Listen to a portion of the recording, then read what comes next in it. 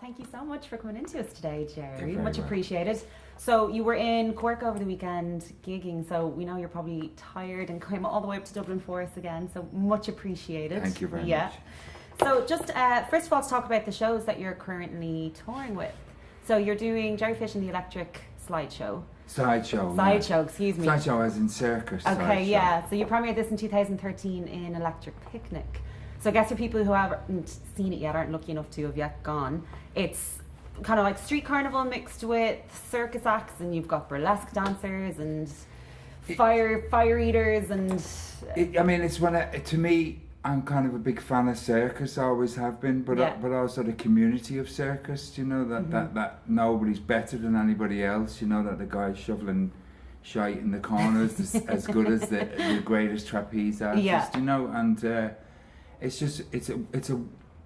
it's been a wonderful experience, and is a great fraternity to belong to, as well as music, you know. Yeah. Because I've always kind of thought the gap between bands is always a bit boring, you know. Who wants to look at a roadie's arse, you know what I mean? So like it's much nicer to fill that space. Yeah, I guess, well, that's it, we get pretty roadies, it's nice. But I guess like the flaming lips, you know what I mean? That something's happened if you're going to have a roadie dress him up as Superman or something, you know? Yeah. And so it's really kind of it's really about the audience, to be honest, you know what I mean? It's about entertainment, it's about kind of it's actually about so many things. I think really bottom line is unity through diversity. So the more diverse culture and subcultures we can bring into the Electric Sideshow, the better. Do you know? So, because I think Ireland is really misrepresented by its media. Do you know what I mean? Sure. I think it's changing, and you know, I think with the yes vote, I think, you know, that's really kind of a great thing. Yeah, it's been a very positive thing for us. But I guess that's what the Jerryfish Electric Sideshow is about. Is kind of, we're from everywhere, you know. Yeah. And you've teamed up with Jeremy Hickey from I've Barely Seen Above Ground as well, which I imagine is amazing, gives you a great sound. He is, Jeremy. And Jeremy has been playing with me for the last 3 years, I guess. And he's really kind of... it's what I've been a fan of Barely Seen Above Ground since I saw him many years ago, you know. And I guess he lives in Kilkenny as well, quite near where I live. And Grum is a friend of mine as well, a guitar player. And Grum's been a kind of a lost rock star that nobody's... He should be bigger than he is, do you know what I mean? Yeah. And, so we have a really kicking outfit now. It's funny because when I decided to come back after An Emotional Fish, when I decided to come back to the music business, I buried myself in a basement, and I made a record with some of the members of An Emotional Fish, and then I pulled in people from all different genres to play on it, some Latino brass players, I met Damien Rice played on it, just everybody, Anuna, you know, just crazy kind of mix.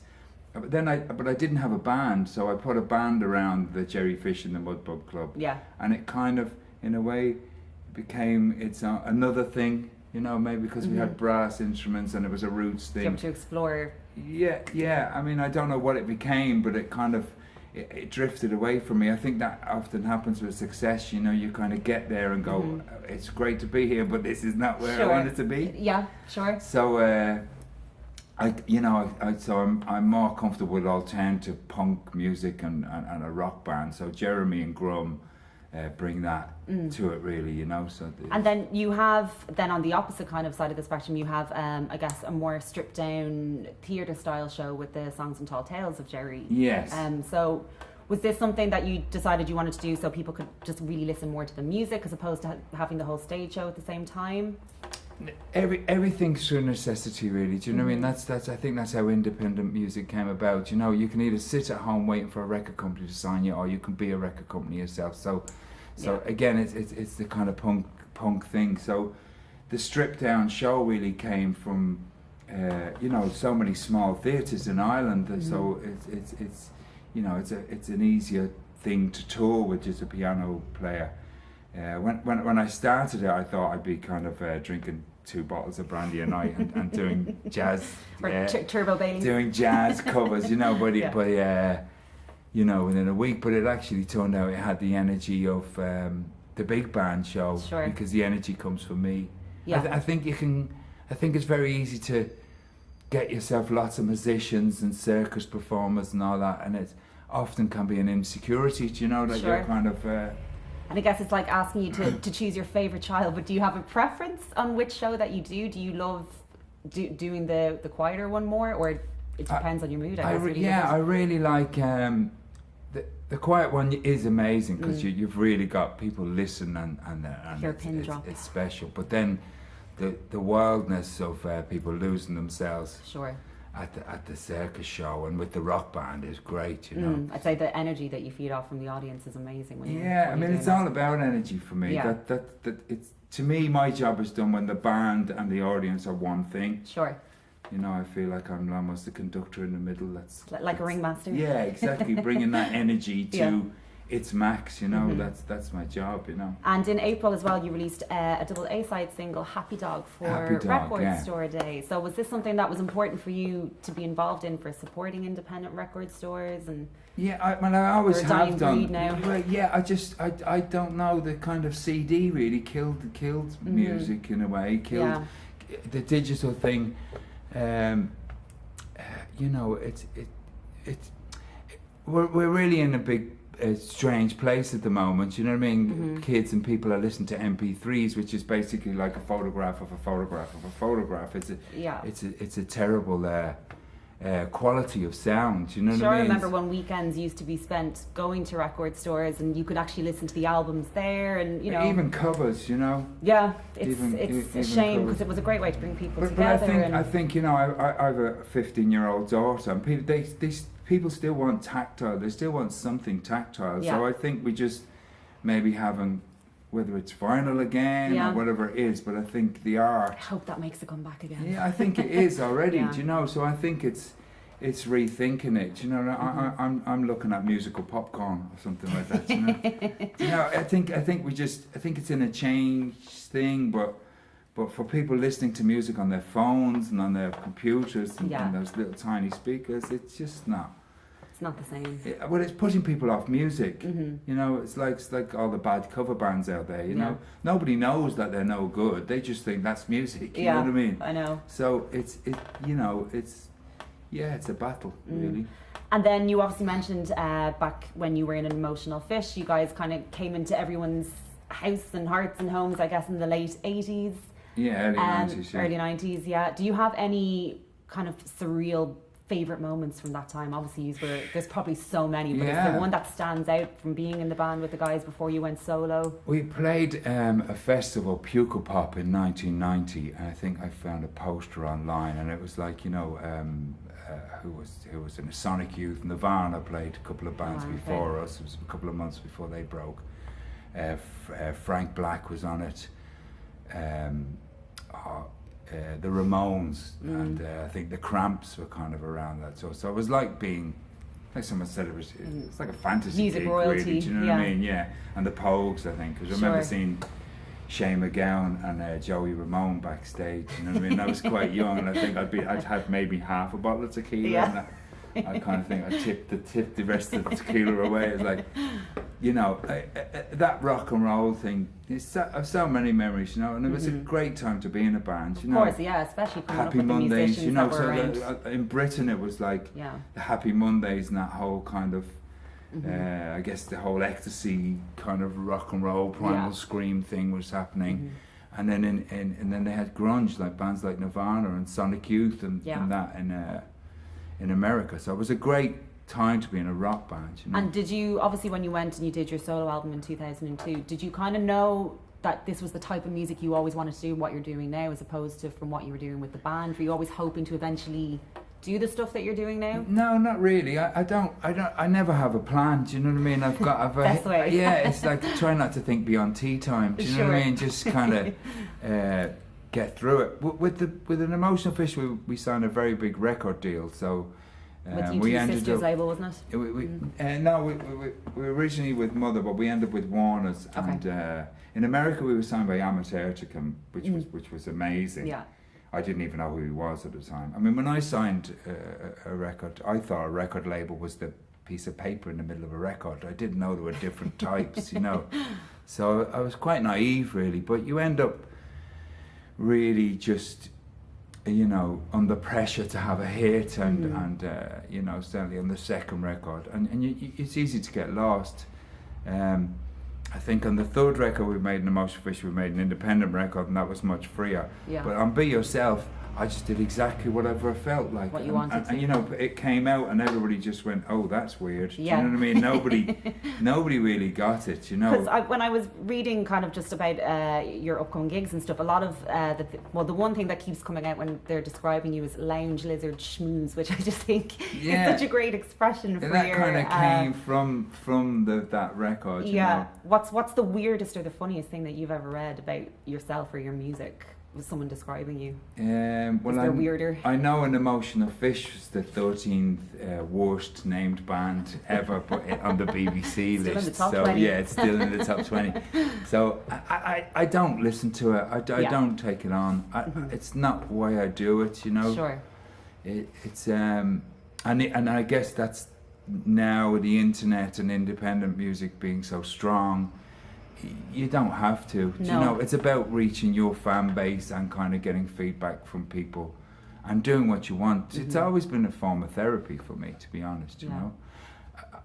I mean, one problem I have is releasing stuff. I'm kind of like, and I think I saw a Brian Eno documentary recently, and releasing is a great word for it, because you're nurturing this. You know, I've recorded 30, 40 pieces of music with the boys, with Rarely Seen Above Ground and everyone, but releasing them is like that's the scary bit. And I don't know if it's whether you're worried. Yeah, I guess they're like your children. You're really worried how they're going to get on the world. Yeah, you know? You don't want anyone else picking them apart with their opinions. Yeah, I don't know what it is, but it can be very difficult to release stuff. So I've been releasing singles for the last few years, and that's nice. But it's I think now I'm ready to kind of put that album to bed. Sure. And I've realised more it's about expressing you know, what's bothering you or whatever. Do you know what I mean? For me it is. Celebrate was about that, you know what I mean? It was kind of like...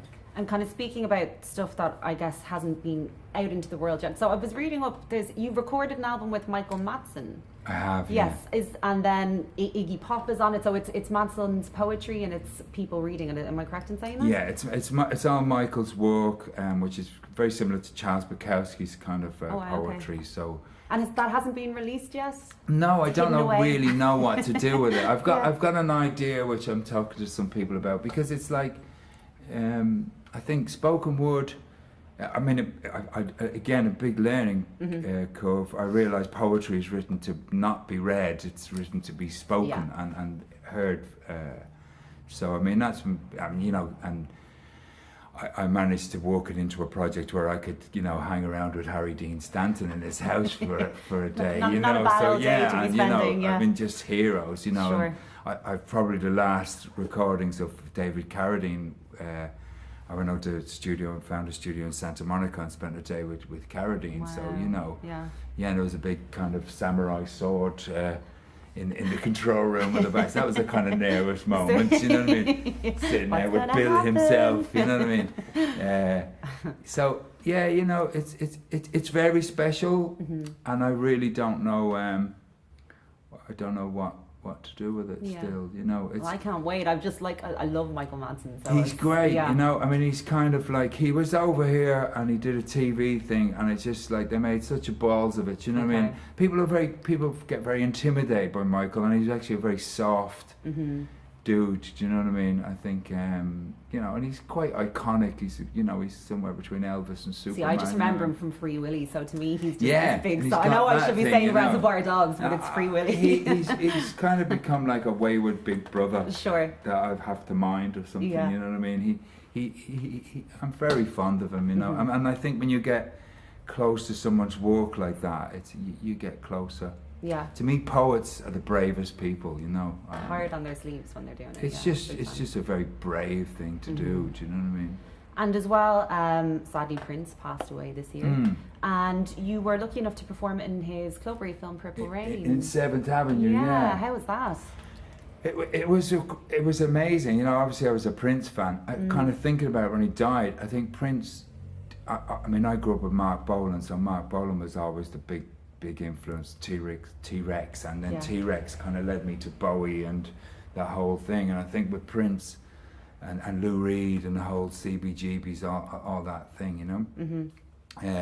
And Prince was like, I think he was the first American artist that kind of took British influences, do you know, in a way, because it was really kind of new romantic. Yeah. What he did, and then just that funk music, you know. So yeah. But while I was in 7th Avenue, it's on 7th and Hennepin, you know, which it's in Minneapolis, isn't it? In Minneapolis, and there's a song called 9th and Hennepin by Tom Waits. I don't know if you know that. No. It's like, and a girl behind the counter has a tattooed tear, one for every year he's away, she said. Such a crumbling beauty. Nothing wrong with her that $100 won't fix, you know. It's like just this seedy kind of, obviously part of America. So I hung around 9th and Hennepin for the evening because it's just I'm a massive Tom Waits fan. Sure. But it's amazing the connections that are in the fraternity of rock and roll, you know. And Prince was a proper street musician, I think, you know. And but to be honest, I'm still reeling from David Bowie. I think Bowie was just so many this year. It's unbelievable. Yeah.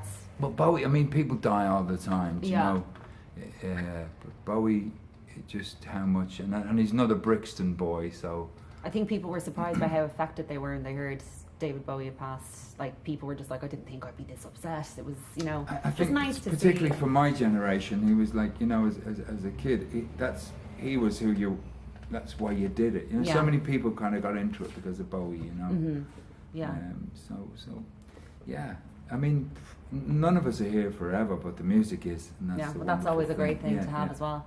And you were mentioning as well before we started filming about being related to pirates. So I was going to ask, your sound is very distinct, as is your look. You've got a fantastic look. Was this based off being related to pirates? No, I just have a really forgetful face, I think. You know, so it's like give them something to remember me by, you know.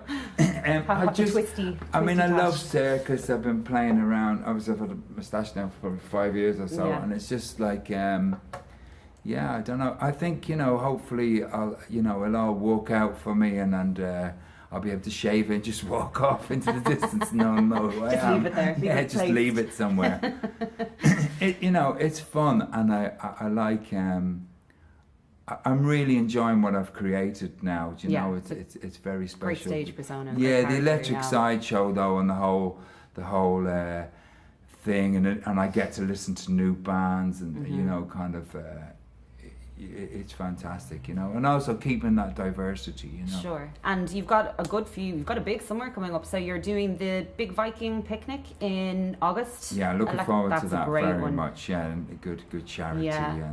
And Electric Picnic then in September. Yes. So you're busy, and then again just in July 1st and 2nd you're playing the Sugar Club. You're going to 2 shows. Yeah, and they're I'm really looking forward to, because in a way I think the Sugar Club is where it started in a way. I did I think 3 months of gigs there, and I kind of brought in lots of guests and it's a great venue. Yeah, and I just kind of, it feels like a bit like a homecoming. So I'm looking forward to that. And we're doing 2 nights in the Sugar Club. So are you doing the 2 different shows on those 2 nights, or are you doing the Electric Sideshow for both?